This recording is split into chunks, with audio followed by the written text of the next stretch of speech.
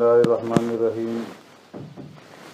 وعن عدي بن خاتم قال قال رسول الله صلى الله عليه وسلم: ما منكم من أحد إلا سيكلمه ربه ليس بينه وبينه ترجمان ولا حجاب يحجبه فينظر أيمن منه فلا يرى إلا ما قدم من عمله وينظر أشأم منه فلا يرى إلا ما قدم وينظر بين يديه فلا يرى إلا النار تلقاء وجهه فاتقوا النار ولو بشق تمرة متفق عليه أو كما قال عليه الصلاة والسلام. صدق رسول الله صلی اللہ علیہ وسلم. ایمان بالآخرت کا ذکر آپ حضرات کے سامنے ہو رہا ہے. عقیدہ شفاعت کے اوپر کل بات ختم ہوئی تھی. تو پیارے پیغمبر صلی اللہ علیہ وسلم شفاعت کبریٰ فرمائیں گے، اور اللہ تبارک و تعالیٰ نے جس مقام محمود کا پیارے پیغمبر صلی اللہ علیہ وسلم کے ساتھ وعدہ فرمایا ہے، وہ مقام محمود آپ صلی اللہ علیہ وسلم کو عطا کیا جائے گا. اور وہاں پر شفاعت کبریٰ سے فارغ ہونے کے بعد پیارے پیغمبر صلی اللہ علیہ وسلم زمین کی طرف تشریف لائیں گے تو لوگ آپ صلی اللہ علیہ وسلم سے پوچھیں گے کہ اللہ تبارک و تعالیٰ نے کیا فرمایا اور ہمارے بارے میں کیا فیصلہ فرمایا. تو سرکار دو عالم صلی اللہ علیہ وسلم انہیں بتائیں گے کہ رب العالمین جلوہ افروز ہو رہے ہیں زمین کی طرف. تو اتنے میں فرمایا کہ ایک ہولناک قسم کی آواز آئے گی اور ایک نور اترتا ہوا نظر آئے گا. لوگ یہ سمجھیں گے کہ رب العالمین اس نور کے اندر تجلی فرمائیں. تو پوچھیں گے کہ کیا ہمارے رب اس نور کے اندر رب کی تجلی موجود ہے؟ فرشتے عرض کریں گے کہ اللہ تبارک و تعالیٰ کی ذات تو اس سے منزہ ہے، ہم تو آسمان دنیا کے فرشتے ہیں. اور اللہ کی حمد و ثنا بیان کرتے ہوئے فرمایا کہ یہ فرشتے زمین کے کناروں پہ جا کر صف بنا کر کے کھڑے ہو جائیں گے. اور پھر تھوڑے سے وقفے کے بعد پھر ایک اور آواز ہولناک قسم کی ظاہر ہوگی اور نور ظاہر ہوگا. پھر لوگ پوچھیں گے کہ کیا اس میں رب العالمین جلوہ افروز ہیں؟ تو بتایا جائے گا کہ ہم تو دوسرے آسمان کے فرشتے ہیں اور اللہ تبارک و تعالیٰ کی ذات تو بہت ہی زیادہ وراء الورا ہے. اور پھر یہ فرشتے بھی جا کر کے میدان کے کنارے پہ کھڑے ہو جائیں گے. اور اسی طریقے سے ساتوں آسمانوں کے فرشتے اتر کر کے لوگوں کے ارد گرد زمین کے کنارے پہ جا کر صف بنا کر کے کھڑے ہو جائیں گے. اس کے بعد اللہ تبارک و تعالیٰ کی طرف سے حضرت اسرافیل علیہ السلام کو حکم ہوگا کہ اے اسرافیل سور پھونکو. تو فرمایا کہ اسرافیل علیہ السلام سور پھونکیں گے. وَنُفِخَ فِي الصُّورِ فَإِذَا هُم مِّنَ الْأَجْدَاثِ إِلَىٰ رَبِّهِمْ يَنْسِلُونَ. سورہ منظم کے اندر وَنُفِخَ فِي الصُّورِ فَصَعِقَ مَن فِي السَّمَاوَاتِ وَمَن فِي الْأَرْضِ.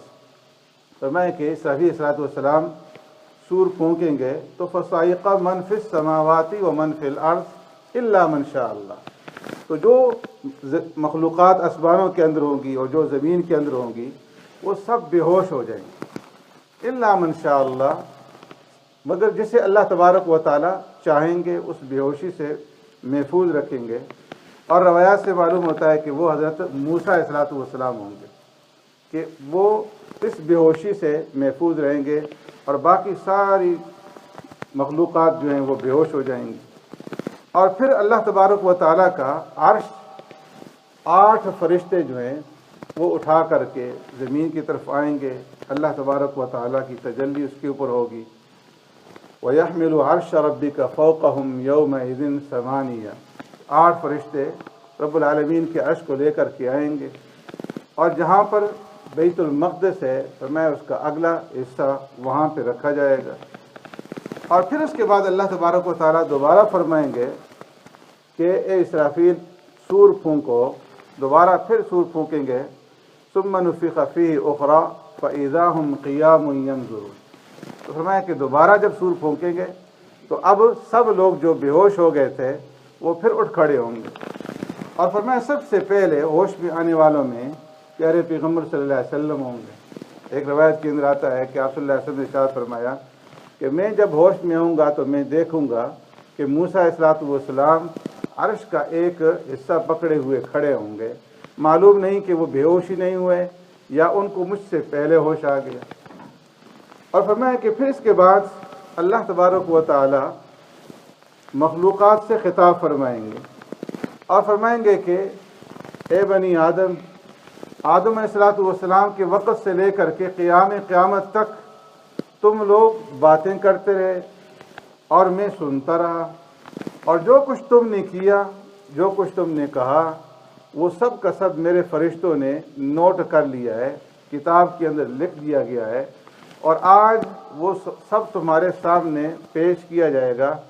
अगर इसमें तुम्हें कोई चीज़ अच्छी लगे तो उसके ऊपर अल्लाह रब्बुल इज़्ज़त का शुक्र अदा करो, और अगर तुम्हें कोई चीज़ गलत नज़र आए तो इसमें सिवाय अपने आप को मुलामत करने के किसी और को मुलामत न करो। और फरमाया कि अल्लाह तबारक व तआला की तरफ से फरिश्तों को हुक्म होगा कि अब जो सहीफ़े हैं उनको तकसीम करना शुरू कर दो, जो आमाल नामे हैं। तो फरमाया कि अल्लाह तबारक व तआला की तरफ से आमाल नामे तकसीम किए जाएंगे। फअम्मा मन ऊतिय किताबहु बियमीनी फसौफ युहासबु हिसाबन यसीरा। जिनको दाएं हाथ के अंदर आमाल नामा मिलेगा उससे हिसाब यसीर लिया जाएगा, आसान हिसाब लिया जाएगा। व अम्मा मन ऊतिय किताबहु बिशिमाली फसौफ यदउ सुबूरा। जिसको बाएं हाथ के अंदर आमाल नामा मिलेगा तो फरमाया कि वो बर्बादी को, हलाकत को पुकारेगा। अल्लाह तबारक व तआला ने एक और मकाम पे फरमाया कि हमने हर एक इंसान के गले के अंदर उसका आमाल नामा जो है वो लटका दिया है, यल्काहु मनशूरा, कि जो क़यामत के दिन इस हाल में उसको मिलेगा कि वो खुली हुई किताब की शक्ल के अंदर होगा, और उससे कहा जाएगा इक़रा किताबक कफ़ा बिनफ़्सिका यौमा अलैका हसीबा। आज अपनी किताब, अपना आमाल नामा जो है खुद ही पढ़ लो और खुद ही तुम अपने हिसाब करने के लिए काफ़ी हो। फरमाया सबसे पहले जब हिसाब किताब शुरू होगा तो जानवरों के अंदर जो है उनसे हिसाब व किताब होगा, उनसे क़िसास लिया जाएगा उनके दरमियान में। यहाँ तक कि जो सींग वाली बकरी होगी उसने बेसींग वाली बकरी को जो मारा होगा उससे उसका बदला दिलवाया जाएगा। तमाम जानवरों का बदला दिलवा करके अल्लाह तबारक व तआला की तरफ से हुक्म होगा कि मट्टी हो जाओ, तो वो सब के सब जानवर मट्टी हो जाएंगे। और फिर मैं उस वक़्त यक़ूलुल काफ़िरु या लैतनी कुन्तु तुराबा, काफिर ये तमन्ना करेंगे कि एक काश हम भी मट्टी हो चुके होते। और फरमाया कि जिन लोगों को आमालनामा दाएं हाथ के अंदर मिलेगा फ़यक़ूलु हाउम इक़्रऊ किताबिया इन्नी ज़ननतु अन्नी मुलाक़िन हिसाबिया, वो खुशी खुशी से अपने घर वालों को, अपने रिश्तेदारों को दिखाते फिरेंगे और कहेंगे कि ये देखो, ये है हमारा आमालनामा। इन्नी ज़ननतु अन्नी मुलाक़िन हिसाबिया, मुझे उम्मीद थी कि मैं अपने इस हिसाब से एक न एक दिन ज़रूर मिलूँगा। और फरमाया कि जिनको बाएं हाथ के अंदर आमालनामा मिलेगा, वअम्मा मन ऊतिय किताबहु बिशिमाली फ़यक़ूलु या लैतनी लम ऊत किताबिया वलम अद्रि मा हिसाबिया या लैतहा कानतिल क़ादिया। जिनको बाएं हाथ मिलेगा तो वो कहेगा हाय अफसोस, मुझे ये आमालनामा मिला ही ना होता, और जब मेरे ऊपर मौत आ गई थी तो उस मौत ही ने मेरा सफाया कर लिया होता और दोबारा मुझे ये ज़िंदगी ही न मिलती। तो फरमाया कि फिर इसके बाद अल्लाह तबारक व तआला की तरफ से इंसानों का हिसाब शुरू होगा, और सबसे पहले एक फ़रिश्ता आवाज़ लगाएगा कि कहाँ हैं वो लोग کہ جو اللہ کو چھوڑ کر کے دوسروں کی پوجا کیا کرتے تھے، دوسروں کی عبادت کیا کرتے تھے، جن جن کی وہ عبادت کیا کرتے تھے وہ اپنے اپنے معبودوں کے پاس جمع ہو جاؤ۔ تو فرمایا کہ وہ لوگ اٹھیں گے، اپنے اپنے معبودوں کے پاس، اپنے اپنے بتوں کے پاس جمع ہو جائیں گے، اور پھر ان تمام کو ان کے معبودوں سمیت سوائے انبیاء اور اولیاء اور ملائکہ کے کہ جن لوگوں نے ان کی عبادت کی تھی، ان کے علاوہ باقی جو ان کے معبود ہوں گے، جو ان کے شیاطین ہوں گے، ان سمیت ان کو جہنم کے اندر ڈال دیا جائے گا۔ اور پھر اس کے بعد فرمایا کہ امتوں کا حساب شروع ہوگا، نبیوں اور امتوں کا۔ اللہ تبارک و تعالی حضرت نوح علیہ السلام سے یہ کہیں گے، یا نوح هل بلغت، اے نوح کیا تم نے میرا پیغام اپنی قوم تک، اپنی امت تک پہنچا دیا تھا؟ تو نوح علیہ السلام عرض کریں گے، نعم یا رب، اے اللہ میں نے تیرا پیغام پہنچا دیا تھا۔ پھر اللہ تبارک و تعالیٰ نوح علیہ السلام کی امت سے پوچھیں گے کہ کیا نوح علیہ السلام نے میرا پیغام تم تک پہنچایا تھا؟ تو وہ لوگ انکار کر دیں گے اور کہیں گے، ما جاءنا نذیر، اے اللہ ہمارے پاس تو کوئی آیا ہی نہیں۔ نوح علیہ السلام کہیں گے کہ میں نے 950 سال تک تمہیں تبلیغ کی اور اللہ کا پیغام تمہیں پہنچایا، رات دن تمہیں اللہ کی طرف بلاتا رہا، اور میں نے اس پیغام کے پہنچانے میں کوئی کسر نہیں چھوڑی۔ وہ کہیں گے ہم تو تمہیں جانتے ہی نہیں، تم کون ہو، ہمارے پاس تو کوئی بھی نہیں آیا۔ تو اللہ تبارک و تعالی پھر حضرت نوح علیہ السلام سے فرمائیں گے کہ اے نوح، کیا تمہارے پاس کوئی گواہ موجود ہے کہ جو اس بات کی گواہی دے کہ تم نے میرا پیغام ان لوگوں تک پہنچایا تھا؟ تو نوح علیہ السلام کہیں گے، فیقول محمد و امتہ، اے اللہ میرے گواہ محمد صلی اللہ علیہ وسلم ہے اور محمد صلی اللہ علیہ وسلم کی امت ہے۔ تو فرمایا کہ سرکار دو عالم صلی اللہ علیہ وسلم نے فَيُجَاءُ بِكُمْ فَتَشْهَدُونَ أَنَّهُ قَدْ بَلَّغَ، تمہیں پھر بلایا جائے گا اور تم پھر جا کر کے اس کی بات کی گواہی دو گے کہ نوح علیہ السلام نے اللہ کا پیغام ان کی امت تک پہنچا دیا تھا۔ اور فرمایا اسی لیے تمہیں اللہ نے امت وسط بنایا ہے، وَكَذَلِكَ جَعَلْنَاكُمْ أُمَّةً وَسَطًا لِتَكُونُوا شُهَدَاءَ عَلَى النَّاسِ وَيَكُونَ الرَّسُولُ عَلَيْكُمْ شَهِيدًا، کہ تم ایک معتدل امت ہو، امت وسط ہو، اور اس لیے اللہ نے تمہیں امت وسط بنایا ہے، لِتَكُونُوا شُهَدَاءَ عَلَى النَّاسِ، تاکہ تم لوگوں کے اوپر گواہ بنو اور رسول تمہارے اوپر گواہ بنے۔ تو امت محمدیہ کے لوگ اس بات کی شہادت اور گواہی دیں گے کہ یہ اللہ نوح علیہ السلام نے تیرا پیغام پہنچایا ہی نہیں بلکہ پیغام پہنچانے کا حق ادا کیا۔ تو وہ اعتراض کریں گے کہ یہ لوگ کس طرح سے گواہی دے سکتے ہیں جبکہ یہ اس زمانے کے اندر موجود ہی نہیں تھے۔ تو اللہ تبارک و تعالیٰ فرمائیں گے تم کس طرح سے گواہی دے سکتے ہو، تم تو اس زمانے میں موجود نہیں تھے۔ تو یہ کہیں گے کہ اے اللہ ہمارے پاس تیرا پیغام آیا تھا، تیرا کلام آیا تھا، اور تیرے نبی نے ہمیں بتایا تھا، اور تو نے اپنے کلام کے اندر اس بات کا ذکر کیا تھا کہ نوح علیہ السلام نے 950 سال تک تبلیغ کی۔ تو ہم اس بنا کے اوپر اپنے نبی کے اوپر ایمان رکھتے ہوئے، تیرے کلام پہ ایمان رکھتے ہوئے شہادت دیتے ہیں، اور پھر سرکار دو عالم صلی اللہ علیہ وسلم اس کے اوپر گواہی دیں گے کہ میری امت نے جو کچھ کہا اور جو گواہی دی یہ سچ فرمایا، انہوں نے سچ کہا۔ تو اس طریقے سے فرمایا ان کے اوپر اتمام حجت ہوگا، اور پھر آخر کار وہ لوگ مان جائیں گے، اپنے جرم کا اقرار کر لیں گے۔ اسی طریقے سے باقی امتیں جو ہوں گی وہ بھی پہلے انکار کریں گی، قوم عاد، قوم سمود، قوم لوط، قوم شعیب، سب کے سب قوم موسیٰ، عیسیٰ انکار کریں گے، اور پھر بالآخر یہ امت گواہی دے گی اور رسول اس کے اوپر گواہی دیں گے، اور پھر بالآخر وہ اس بات کا اقرار کریں گے اور اپنے جرم کا اقرار کر لیں گے۔ اور فرمایا کہ پھر اس کے بعد اللہ تبارک و تعالیٰ اس امت کا حساب شروع فرمائیں گے۔ جو ایمان والے ہوں گے، مومنین ہوں گے، ایمان والوں کا حساب شروع ہوگا، اور یہ حساب جو شروع ہوگا تو یہ سب سے پہلے فرائض سے شروع ہوگا، اور فرائض میں سب سے پہلا جو سوال کیا جائے گا، اول ما یحاسب بہ العبد یوم القیامۃ الصلاۃ، وہ نماز کے بارے میں ہوگا۔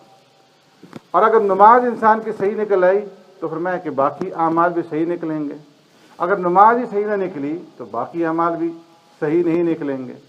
اسی طریقے سے جتنے فرائض ہیں ہر ایک فرض کے بارے میں سوال کیا جائے گا، پوچھا جائے گا۔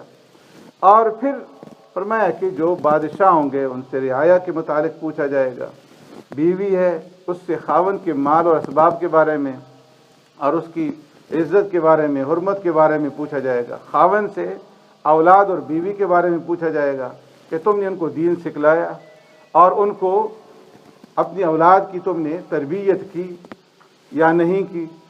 تو فرمایا کہ اس طریقے سے اللہ تبارک و تعالیٰ حساب لیں گے۔ اور پھر جو اللہ نے انسانوں کو دنیا کے اندر انعامات سے نوازا ہے، تو ثم لتسألن یومئذ عن النعیم، ان نعمتوں کے بارے میں پوچھا جائے گا کہ بندو ہم نے تمہیں یہ نعمتیں دی تھیں، تم نے ان نعمتوں کا کیا شکریہ ادا کیا۔ اور اسی طریقے سے اللہ نے انسان کو جتنے اعضاء دیے ہیں ان اعضاء کے بارے میں بھی پوچھا جائے گا اور سوال کیا جائے گا، اور پوچھا جائے گا کہ تم نے آنکھ سے کیا دیکھا، کان سے کیا سنا، زبان سے کیا بولا، ہاتھ سے کیا پکڑا، پاؤں سے کس طرف چلے۔ تو یہ جتنے بھی اعضاء اللہ تبارک و تعالیٰ نے دیے ہیں، فرمایا کہ ان کے بارے میں بھی سوال ہوگا، اور فرمایا کہ عمر کے بارے میں بھی سوال ہوگا، جوانی کے بارے میں بھی سوال ہوگا۔ لا تزول قدم ابن آدم حتى يسأل عن خمس، عن عمره فيما أفنى، وعن شبابه فيما أبلى، وعن ماله من أين اكتسبه وفيما أنفقه، وماذا عمل فيما علم۔ جس وقت تک فرمایا کہ یہ 5 سوال ہیں، ان کے جواب نہیں مل جائیں گے اس وقت تک کوئی آدمی اپنی جگہ سے ہل نہیں سکے گا۔ عن عمره، اے اللہ پوچھیں گے کہ ہم نے تمہیں عمر دی تھی، تم نے اس عمر کو کہاں پہ فنا کیا۔ وعن شبابی فیما ابلا، جوانی دی تھی، جوانی کو کہاں پہ خرچ کیا۔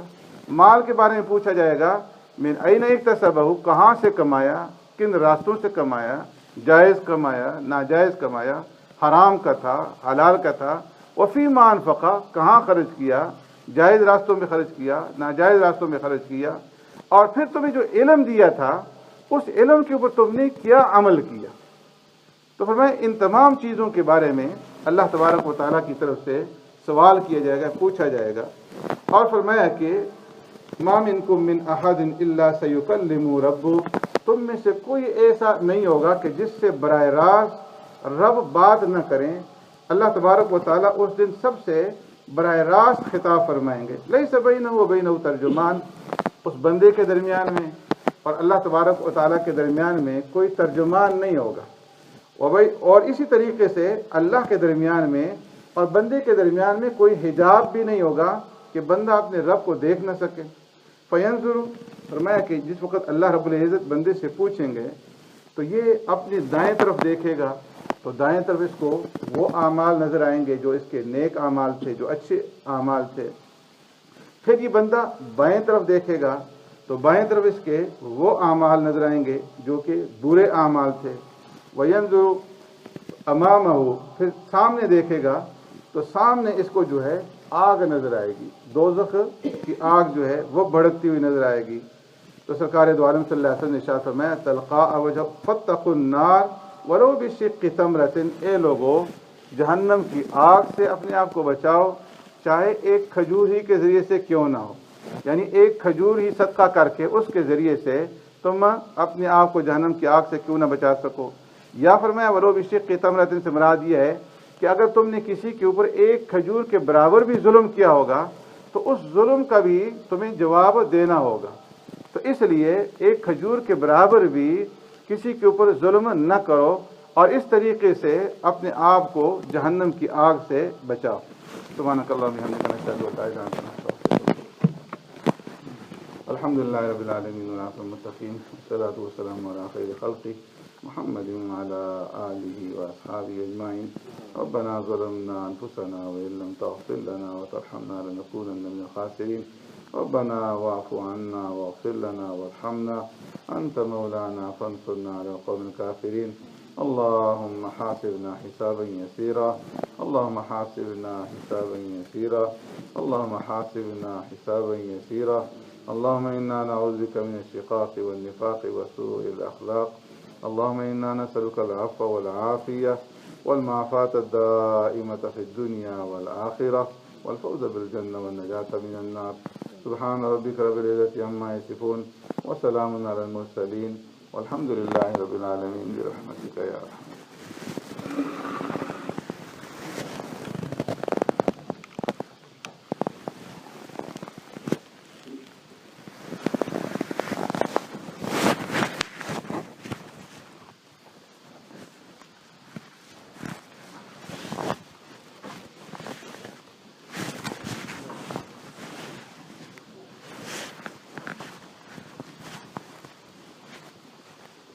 लेट हो पूरी नहीं